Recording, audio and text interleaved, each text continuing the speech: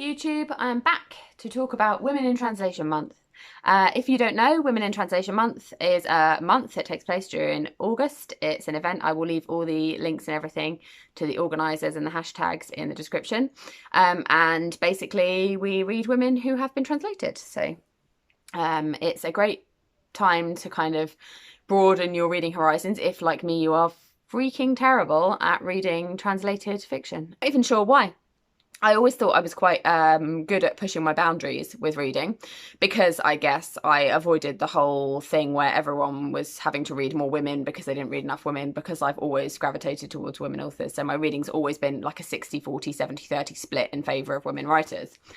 So that kind of led me into a sense of false security of thinking that my reading was super great and super diverse and super representative, which is just not the case. So I've been doing a lot of work myself in trying to push the horizons of what I'm reading and trying to include more diversity in our boxes as well. And there will be much more diversity going forward as well.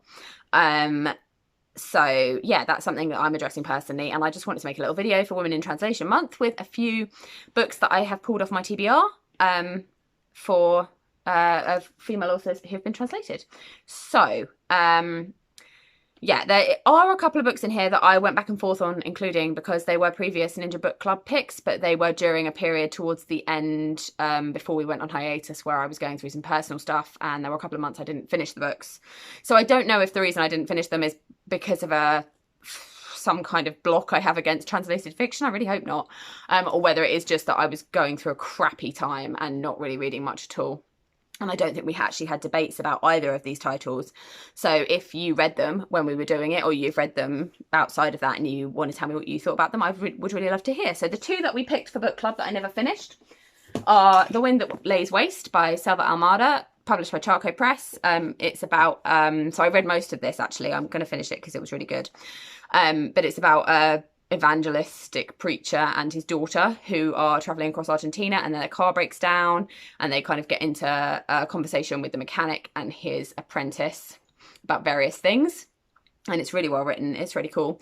It's kind of like nothing else I've ever read, so I'm going to finish that definitely. And the other one that we had for book club, which I never finished because it's very strange, but I've heard good things about it, is The Empress and the Cake by Linda Stift.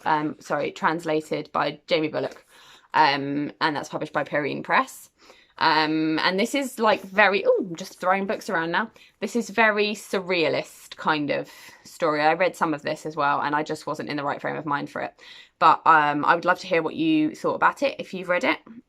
So those are the two that I didn't finish that I'm ashamed of myself for not finishing and would like to finish. And then I've picked up 4 off my unread books shelves. There's quite a lot of them. And so these are just some that I'm just going to mention briefly. I've got, firstly, Tove Jansson, the wonderful Tove Jansson, who you will have heard me talk about if you watched our video about inspiring and uplifting reads. I talked about Moomins quite a lot and my love for Moomins, but I would like to read some of her stuff that's not Moomins. So this is the summer book, which is about an old lady and her granddaughter on an island off the coast of Finland, spending a summer together, kind of getting used to each other. And yeah, I'm quite excited about that. It's published by Sort Off Books, and it is translated from the Swedish by Thomas Thiel. So yeah, another thing that Women in Translation Month seeks to do, and Translation Thursday and other initiatives like that, is name the translator. So although translators don't always get their names on the cover, obviously they're responsible for the fact that we who don't speak other languages can read these books, so important to name them. So that's the summer book by Tove Jansson. Then this is very interesting and came as part of my subscription that I had to And Other Stories for several years. And Other Stories were basically the first indie I ever discovered, and pretty much responsible for the fact that I started thinking about setting up a book subscription box for indies. So thanks And Other Stories for the inspiration. And the awesome sounding books. This is Brother in Ice by Alicia Kopf, translated by Faye Lethem. And it is made up of research notes, fictionalized diary and travelogue. So it's kind of part fiction, part fact.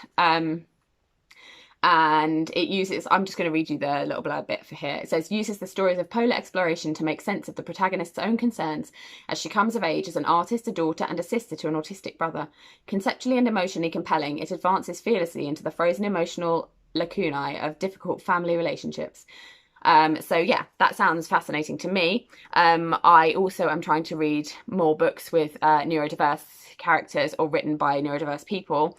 Some of you might know that my eldest son has ASD, and so I've been trying really hard to kind of create a library of characters on the autistic spectrum and books written by autistic authors for me, for my own understanding, and also for him to see himself as he gets older. So you'll see, I think I've mentioned in the previous video about the summer reading list project that I've got a couple of autistic authors and protagonists on that pile. And yeah, I'd really love your recommendations if you have any other recommendations for books by autistic authors or with autistic characters in them, or any kind of neurodiverse characters really, because I'm always interested to learn more about other people's perspectives. So yeah, this sounds really interesting. This is Brother in Ice. I'm putting this really close to the camera. Oh, sorry, people who don't like zooming in and out. Anyway, bye, and other stories. So just got 2 more now. This is another Perrine. I had a subscription to them as well, which I think I'm changing my subscriptions all around for next year, so because I've had the same for a few years. But this is Anne Komst, and I'm probably going to pronounce the author's name wrong, sorry, by Gøril Gabrielsen, and it's translated from the Norwegian by Deborah Dawkin. And I'm going to read you just the blurb of this because it sounds really like bleak and cool. An environmental scientist has chosen to spend the winter on a remote peninsula in the far north of Norway in order to collect data on the activities of the seabird population. She's determined to prove a link between climate change and the decline in numbers of various species. She's also waiting for her lover to arrive, but cut off from human contact, tested by the primal forces of nature, she finds herself drawn into a dark and uncomfortable place that defies scientific logic. As she delves into the past, she has to face up to her earlier decisions. What are her true motives for coming here? Why has she left her young daughter and ex-husband behind, and will her lover ever join her? So this sounds really fun, and I really like the cover for it as well. Like, fun is probably the wrong word, but you know what I mean. It sounds really intriguing. And yes, Perrine make beautiful books about really kind of quirky, unusual things. So I'm excited to read this one. And then finally, this is one I actually won a proof of ages ago. And it's Pushkin Press, and I really, really love Pushkin Press. They make beautiful books and they publish really awesome stuff. And obviously they're always really popular in our bookshop as well. But this is The Liar by Ayelet Gundergoshen, and it is translated from the Hebrew by Sandra Silverstone. And again, I'm just going to read you the little blurb here. So, Nofar is just an average teenage girl. So average, she's almost invisible. Serving customers ice cream all summer long, she is desperate for some kind of escape. One afternoon, a terrible lie slips from her tongue, and suddenly everyone wants to talk to her. The press, her schoolmates, and the boy upstairs, the only one who knows the truth. Then Nofar meets Raymond, an elderly woman whose best friend has just died. Raymond keeps her friend alive the only way she knows how, by inhabiting her stories. But soon, Raymond's lies take on a life of their own. So this sounds amazing. And I might just read that this afternoon, to be honest. And it's got a really cool cover with the ice cream cone. So that is a few women for women authors for you to read for Women in Translation Month. If you're taking part and you've got your own stack, please do leave comments, links to your own blog posts or tweets or whatever, wherever you've shared your reading plans for Women in Translation Month, and I will be sure to check them out. Please leave your recommendations. As always, please do subscribe to the channel for more bookish content, and you can follow us on Twitter and Instagram at Ninja Book Box, and I will see you again soon. Bye.